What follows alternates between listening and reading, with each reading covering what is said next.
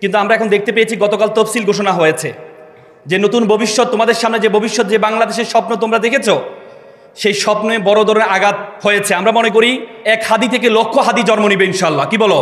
যত যাবে রক্ত, হাদিরা হবে শক্ত, তোমরা হবে শক্ত ইনশাল্লাহ। খুবই দুঃখজনক। আমি সবসময় বলি, রাজনীতি আমাদের জেনজিদের জন্য না, জেনজিদের জন্য না। একসময় রাজনীতি করতে হচ্ছে যারা অভিজাত বংশের, তারা রাজনীতি করতো। আর এখন আমরা দেখতে পাই যাদের কোনো পেশা নেই, যাদের কোনো কাজ কাম নেই, যারা সন্ত্রাসী, যাদের কোনো টাকা পয়সা নেই, যাদের কোনো পড়াশোনা নেই, তারা রাজনীতিতে আসে। কিন্তু তোমরা যারা জেনজিরা, তোমরা সামনে আসছো রাজনীতিকে পরিবর্তন করার জন্য। একটা হাদিস পড়ে খুব অবাক হলাম।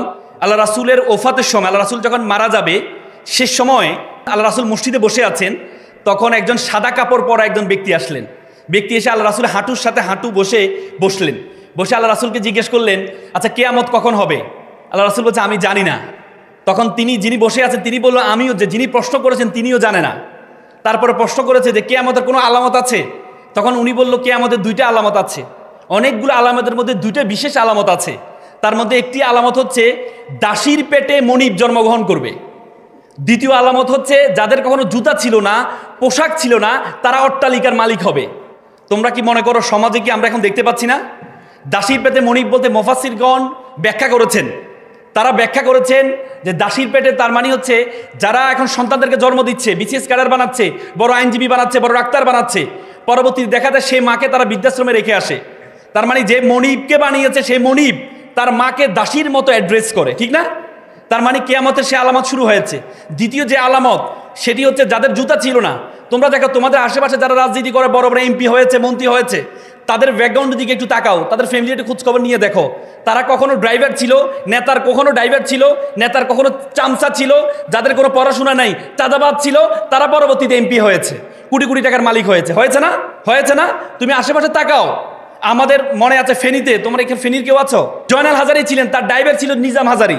পরবর্তীতে সে ড্রাইভার থেকে সে এমপি হয়েছে এবং হাজার হাজার কোটি টাকার মালিক হয়েছে। তো সুতরাং এই যে রাজনীতি, এই রাজনীতি আমরা চাই না। আমরা চাই আমাদের দেশটা সুন্দর হোক। আমাদের দেশ, আমরা যে স্বপ্ন দেখে 2000 জীবন দিয়েছে, 30,000 পঙ্গুত্ব বরণ করেছে, আজকের এই সুন্দর আয়োজন থেকে আমরা মনে করি এই সুন্দর বাংলাদেশ আমরা সকলেই প্রত্যাশা করি। তো সুতরাং আজকে আমি তোমাদেরকে এই সুন্দর যে আয়োজন তারা করেছে, ওয়ান ওয়াই স্কুল, চমৎকার আয়োজন করেছে। আমি তোমাদেরকে 3টি টি এবং 3টি এল আমি বলে কথা শেষ করব। 3টি টি। T for thinking. প্রথম হচ্ছে thinking, T for ট্রাইম and T for target. তোমাদের 3টে জিনিস মেক শিওর করতে হবে।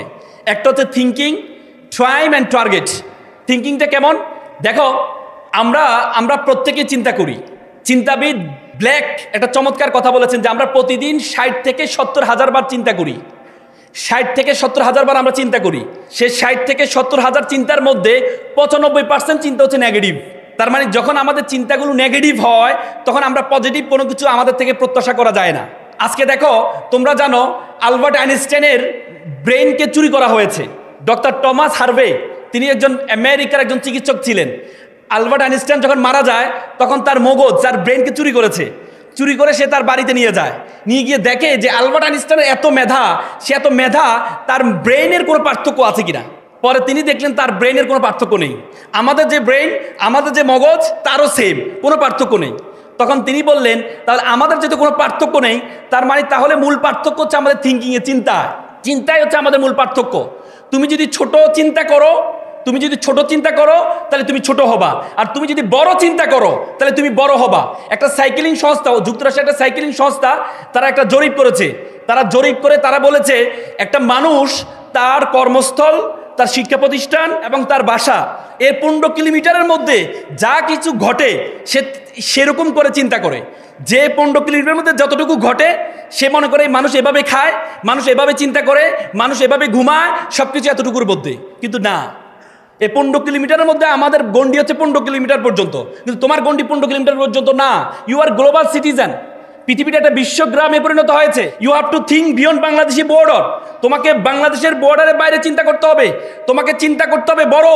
তোমাকে আল্লাহ তাআলা বলেছেন কুনতুম খায়রা উম্মাহ, you are the noblest nation, you are the best nation. Allah তাআলা বলেছেন বিশ্ব জগতে যা কিছু আছে সব কিছু আমি তোমার জন্য সৃষ্টি করেছি।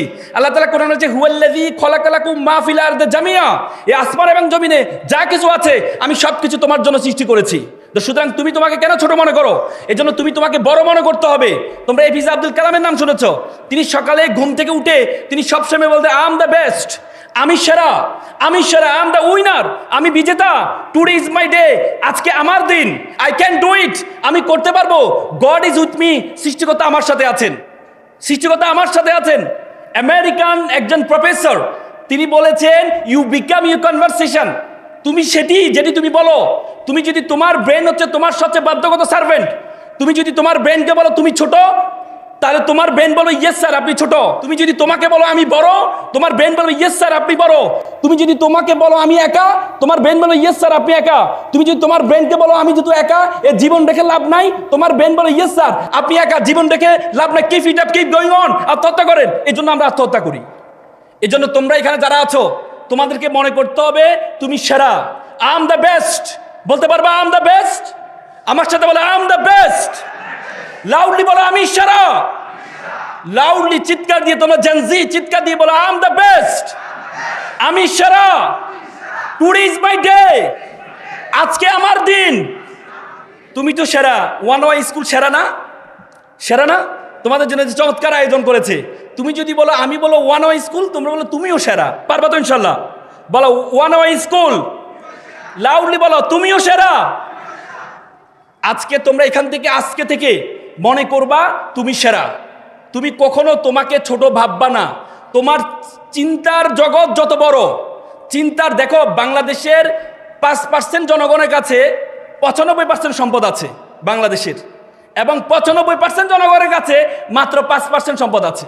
বিল গেটস বলেছেন যদি পৃথিবীর যত সম্পদ আছে সকল সম্পদ যদি সকলের কাছে সমভাবে বন্টন করে দেওয়া হয় সকলের কাছে, তাহলে মাত্র 2 মাসের ব্যবধানে বিলিনিয়ার যারা ছিল তাদের কাছে সকল সম্পদ আবার ফেরত যাবে। তার মানে তোমাকে আমাকে যদি সম্পদ দেওয়া হয় আমরা কি চিন্তা করব? আমরা চিন্তা করবো না আমি তো বিদেশ ঘুরবো, আমি একটা আইফোন কিনবো, আমি একটু কি বলে একটা গাড়ি কিনবো। তুমি যার থেকে বিদেশ ভ্রমণ করার জন্য যে বিমানটা টিকিট কাটবা, এই বিমান বিলিনিয়ারদের। তুমি আইফোন কিনবা, এটা তাদের।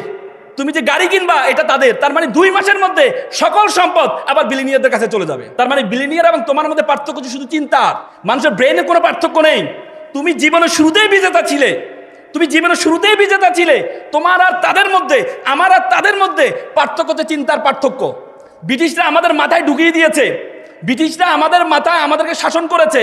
তারা আমাদেরকে মাথায় ঢুকিয়ে দিয়েছে যে ছেঁড়া কাতায় শুয়ে লাখ টাকা স্বপ্ন কেন দেখো। তারা আমাদেরকে অ্যাপ্লিকেশন শিক্ষা, কেরানি পদে চাকরির জন্য আবেদন, কখনো দেখেছো সিইও পদে চাকরির জন্য আবেদন শিখাইতে? তোমাকে এমডি পদে চাকরির জন্য আবেদন শিখাইতে? তারা তোমাদেরকে বলছে তোমরা আজীবন দাসে থাকো, তোমরা চিন্তা করবা ছোট। এই চিন্তা ছোট করলে হবে না, তোমাকে চিন্তা করতে হবে বড়। পারবা তো ইনশাল্লাহ? আবার বলো আই এম দ্য বেস্ট, আমি সেরা।